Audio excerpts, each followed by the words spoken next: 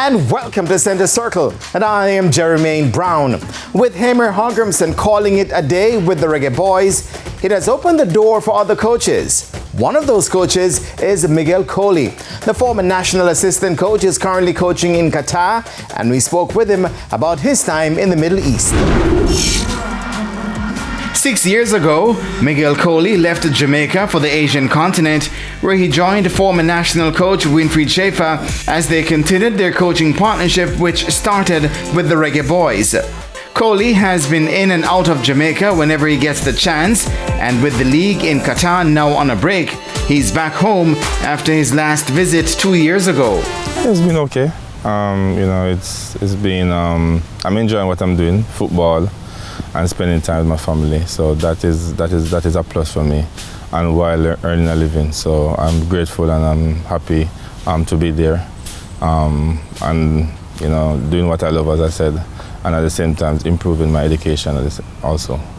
A lot of Jamaicans, when they think about traveling and living outside of Jamaica, they think more about the Western world because they kind of fit what they're used to in Jamaica. How did you adapt to life on that side of the world? It was at first in Iran was a little bit difficult with the fact that there was a language barrier and there were not many players or persons who spoke English. But being in the UAE and Qatar has been easy to adapt.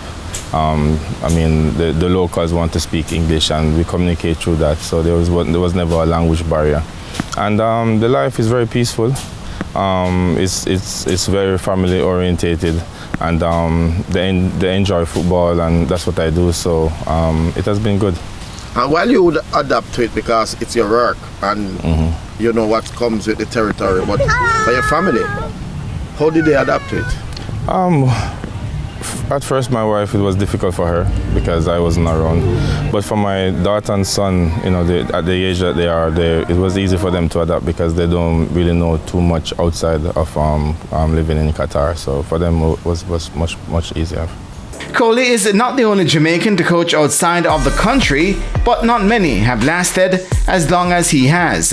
Well, you see, I tend to integrate myself within the wherever I'm at, so I've gone into the education program and process with them. So not only that I coach, I have been to the training school and so forth like so. So I've intertwined myself in the society.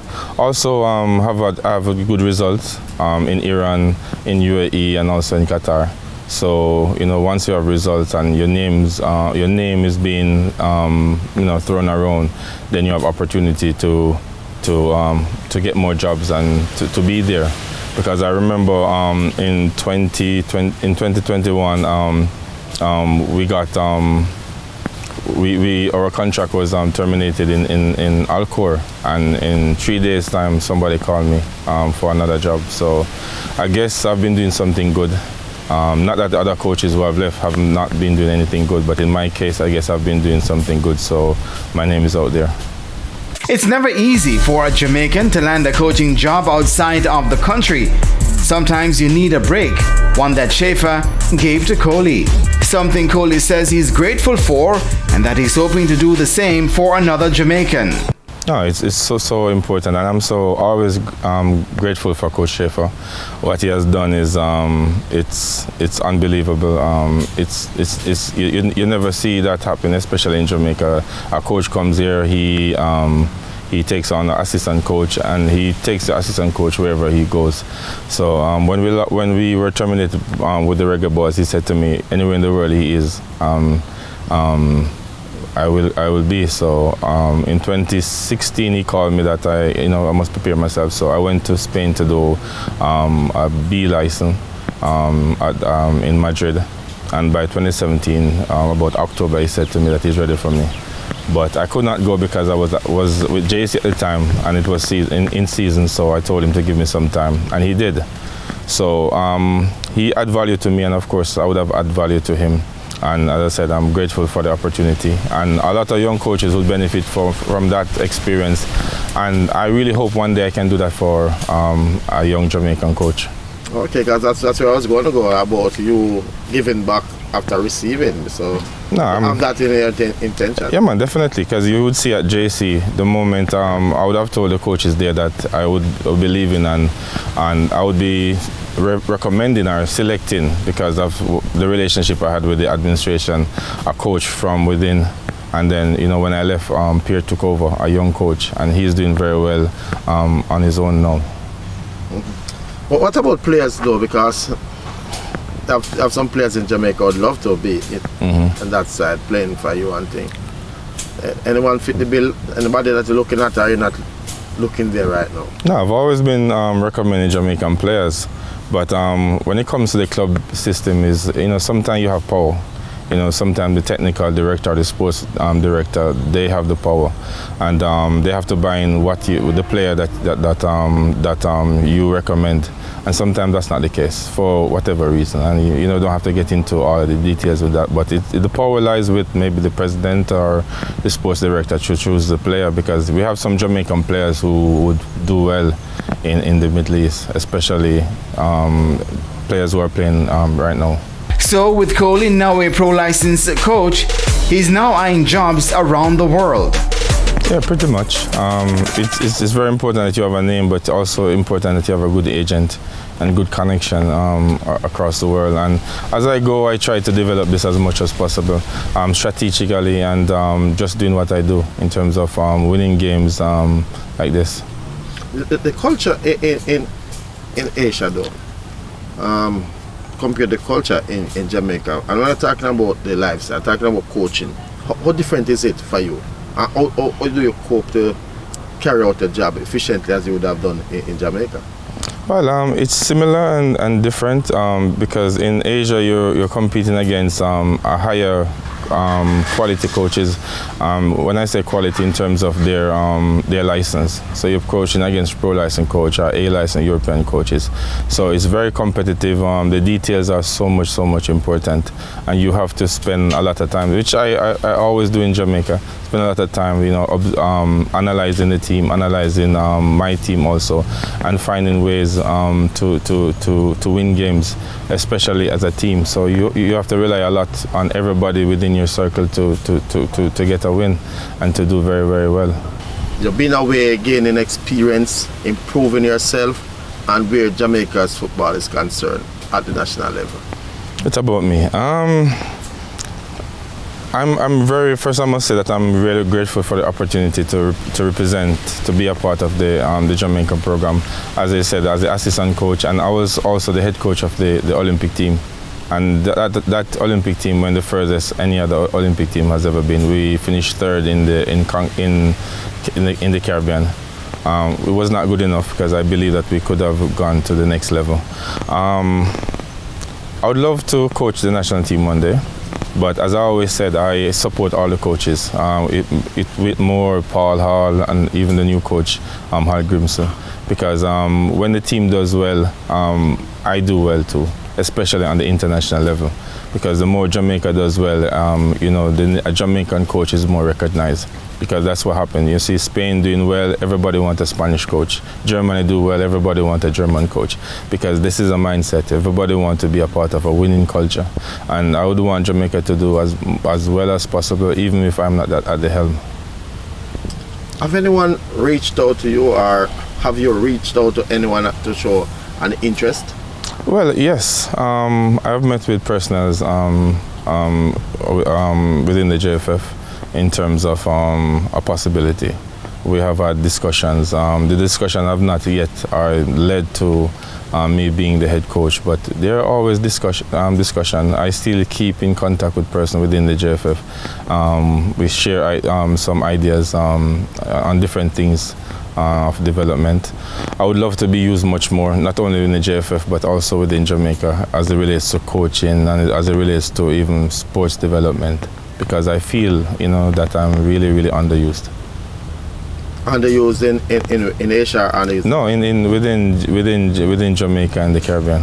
So, are you willing to pack your bags if you get that call and return immediately to Jamaica to work? To be a head coach, definitely.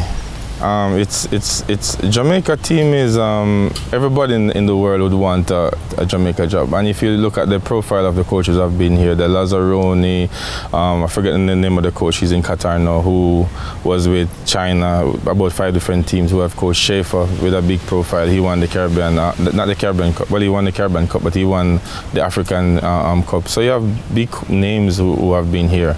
So to be called as a local boy would be amazing.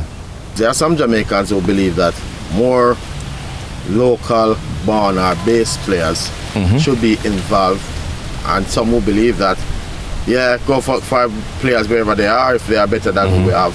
So if you're going to take 11 English-based players to line up on the field and they are better than who we have, then we are good with that. Is that your philosophy? It's what's the criteria? You see, first you have to have a national criteria, and it has to be balanced. You know, the mix is very, very important. So you'll want to look at some of the best players on offer. That's one. You will have to look at the program, what you want from the program. You have to have players coming through the program who are doing well in the Premier League to come in to go abroad, because you know the success of of players going through is important for the national and important for those players. They have families that they need to feed, so that is very, very important. Also, you look at the young player, which young player you're bringing in terms of for the future. So we have to have a criteria of selection. It has to be balanced, and it has to have some form of mix, because we cannot say, okay, we need only local talent or more local talent if the quality is not there. But from the strategic and the criteria from the national, not only just a coach, from the national program, that's the way I think it has to go. But a mix is based on what is happening in all countries now. You see Italy, you see Spain. They're going for players who weren't born in Spain but have heritage, because everybody wants the best players on offer. And the interpretation of who's the best, that is something, you know, the coach has to figure out, and the national, the technical committee has to figure out. But the criteria is very important. When you're in Jamaica coaching at schoolboy level, coaching JC, exciting times and a lot of rivalries. Do you miss that life? Of course, you'll miss that. You'll miss that, of course, the rivalry and everything like that. But you see, I won't say JC is a stepping stone for just today is a stepping stone, but it's a learning. It's my learning curve in terms of becoming who I am. You know, even at Barbican here, because I was the head coach here at Barbican. I took over in 2010, and by 2014 we were in the Premier League. So I do miss coaching in Jamaica. I do miss JC. I can even say to you that I miss Iran, because sometimes when you're in Iran you have 90,000 people in the stands.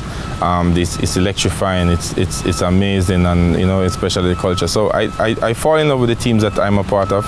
I still correspond with all the teams, because you know, I am not a person who leave and shut a door. I always try to keep relationship as much as possible.